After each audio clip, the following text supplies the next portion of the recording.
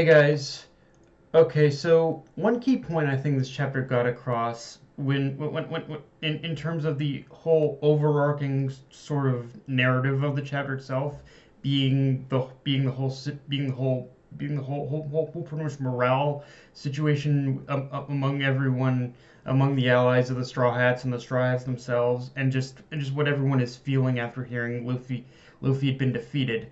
I think one thing that particular section that those sections of this chapter really got across is that even though Luffy is the protagonist, he's not the end all be all of the entire series in a way where the story isn't solely reliant on him for it to function. Which is why every time we enter a new arc, Oda spends so much time building up the world and the characters that inhabit the new land. So they're able to play just as big a role, if not more so, than Luffy does.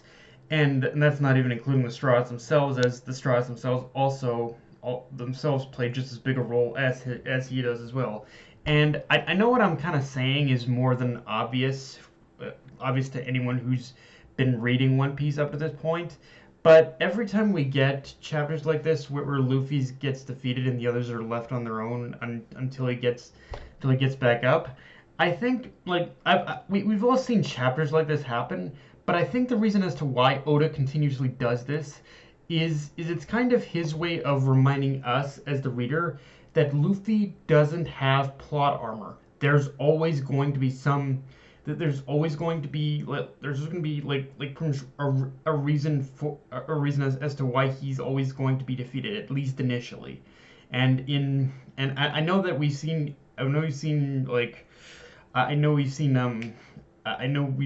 Luffy get defeated a lot during this arc by Kaido, but at the same time, what exactly were you expecting? I think Kaido is one of the four Yonko, one of the four most powerful pirates on the freaking planet, or in the world of One Piece. So honestly, it's kind of within the realm of possibility that the Prince Kai is basically going to get defeated more than any other villain more than any other antagonist he's faced before actually delivering the final blow. Like I think actually one thing Oda's been really doing that I think is smart is every time he's had Luffy face Kaido 101, he's basically used it as a measuring stick of pretty much how far Luffy has developed. Like in this recent battle, Luffy himself I think is practically almost at the level where he can actually defeat Kaido. Like just from that whole display we saw of Luffy just unloading his haki on Kaido. That in itself, it was impressive, but it still wasn't enough. But I think once Luffy wakes up from this defeat, I think that's going to be where everything where he is going to end, where he is going to be strong enough in order to finally defeat Kaido. I think it's just a matter of whether or not it's going to be too late by then, because obviously, as we all know, Kaido's whole Onigashima is on the mainland right now. So can Luffy wake up in time to do that? Now, but even more than that, it's kind of it's very much, again, going back to the whole plot armor thing though. It's when Oda does this, when he in the way he's had Luffy be defeated over and over again. I think in a lot of ways it's also showing that even if Luffy does end up getting back on his feet and has the strength to defeat Kaido, I think there's always going to be another outside force that is going to be contributing that's going to be a contributing factor to the climax itself, where he ultimately does attain victory, but it's going to be through the help of others as well. And getting this kind of chapter is really reassuring, because I've been having my doubts lately as to whether Oda can pretty much pull a proper victory out of his hat when it comes to like whether or not Luffy defeats Kaido or whatnot. Now, with that said, we do need to talk about the confrontation between Kaido and Yamato, as well as Momonosuke's message telling everyone that Luffy will defeat Kaido. Just reinvigorating the morale that had been lost. Because the thing is, I don't doubt that at this point I don't doubt that at this point that Luffy will defeat Kaido, but at the same time, my mind my mind keeps going back to that singular phrase that was said when Kaido was first introduced. If it's one on one, Kaido will win. And so far, that has been proven true in both cases, because it took Luffy, Law, and Kid collectively just to do the amount of damage they had to Kaido. But obviously where things went wrong is when Kid and Law were pretty much separated from Luffy, and Luffy was forced to face him on his own. The but the thing is, when you factor in Luffy's current status, we we have been through this song and dance before, where Luffy gets knocked out but comes back in stronger. And yeah, I think considering the display we saw, it is Luffy is going to like come back stronger when he wakes up. Um, with that said, however, let's talk about Yamato confronting Kaido, because this is a battle I've been waiting for to see happen for quite a long time, ever since Yamato was first introduced, and it's kind of the battle where I just want to see what exactly Yamato is truly capable of as a fighter, because d- despite what we have seen of her, I don't think we've seen her true strength. I think she's almost hiding that for her battle with Kaido in this very moment.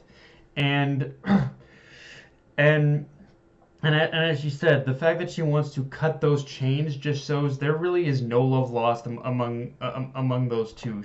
She pretty much is here to kill him. But even then, unless Yamato knows some secret about how to defeat her father, then I doubt very highly she'll pretty much make as much of a difference on her own compared to Luffy. Like, again, I think at the end of the day, we're still going to need as many able bodies collectively gathered together as possible in order to properly like deliver like a final blow, despite whatever Yamato does or what happens when Luffy recovers. And I love how Law himself also seems perfectly aware of this, because he didn't even care whether or not Kid would be mad at him for interfering in his fight with Big Mom. Like, he basically said, "All right, Kid, stop being a fucking baby. Everyone needs to be ready to face Kaido again." And I love how that's also just Law saying Big Mom is an inconsequential annoyance at this point. Like, which, to be frank, is kind of fair. I think we've all kind of thought that at this point, that she's just no, you are just kind of in the way. Get the fuck out of our way, Big Mom. Like, I'm sorry. But getting back to the Yamato and Kaido confrontation, though, this does in some ways this does in some very ways feel like the perfect point to give a backstory into Yamato's life growing up with Kaido as her father. And honestly, in general, I'd honestly just like to get like to know who Yamato's mother is, because honestly, just the fact that there's someone who was willing to actually sleep with Kaido and birth his child fascinates me. Like, I must know who this woman is. Like, it's one of those things where it's kind of a similar thing of what we saw of what we knew about Big Mom, how she had birthed how she had so many husbands and birthed so many children. It's like, in the same vein of who the fuck would want to sleep with Big Mom, I want to know who the hell would pretty much sleep with Kaido, and how do they pretty much not get crushed? How did the woman in question not get crushed when doing the old devil's tango, according to Alex Myers would say? But yeah, I want to know this.